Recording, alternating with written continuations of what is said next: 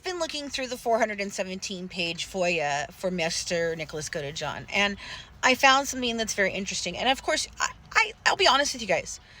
I only halfway watched the entire trial for him, because at the time, again, I did not believe that that was the relevant story, because I thought that the whole story revolved around the fact that Gypsy claimed that her mother abused her with medical child abuse. I want you guys to hear this closing statement that was given at Nick's trial, thinking about the fact that, yes, they were talking about a diminished capacity defense.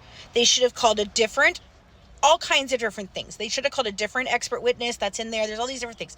But this page in particular made me think. Let me show you. So on this page here, it says that the state was able to make the following closing argument to the jury without any contrary evidence being presented by the defense. Now here it goes. I want you to hear this. This is the closing statement. And absolutely, you heard as part of the facts that Gypsy did have a role. She was the one to ask the defendant to kill her mom. But we have to be careful and separate out what is collaboration versus manipulation, because there could be the sense that because Gypsy was the one that asked the defendant, somehow she manipulated the defendant into unaliving her mom.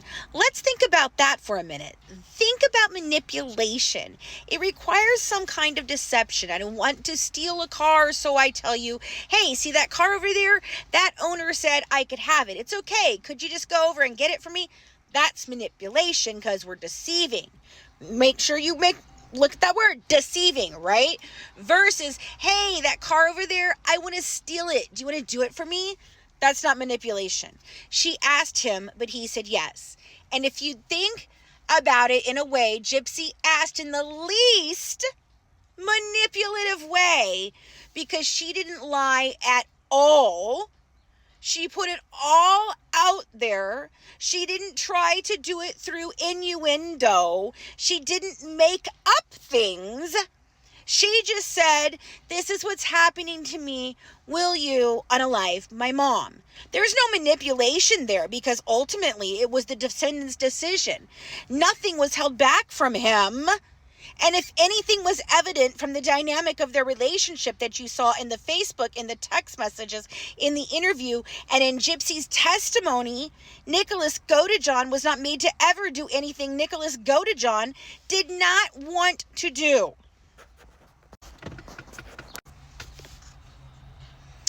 So,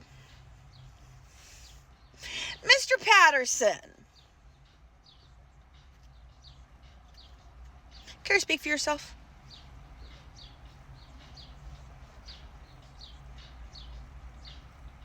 Do you? No? You were awfully quiet about this, sir.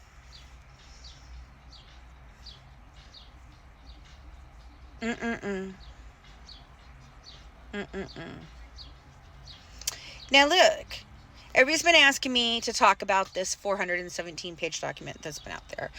There's other documents that are included in this, and I believe it totals up to about 1,000 pages, but I already had a lot of those things.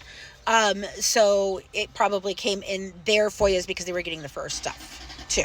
So my thing is this 417 pages. Like, I want to tell you something. It does not look good for either one of these people. But I'm going to tell you what. Looking at Nicholas's appeal and knowing what I know right now, he did not get a fair trial. That does not make me believe that he should be free. That means that I believe that he should have been sentenced differently, and other evidence should have been given to the jury to see. And I feel like they held certain things on purpose, allegedly, in my opinion, for entertainment and educational purposes only. And the media is responsible for this largely.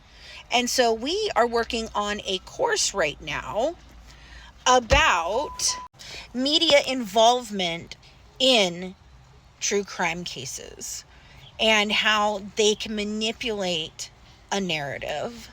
And if they sell the narrative well enough, doesn't matter if it's true or not. Have a good one from the Good Wives. Serving up true crime, one dish at a time. What do you think about that closing statement now that we know what we know? Drop it in the comments. Bye, guys. Mwah.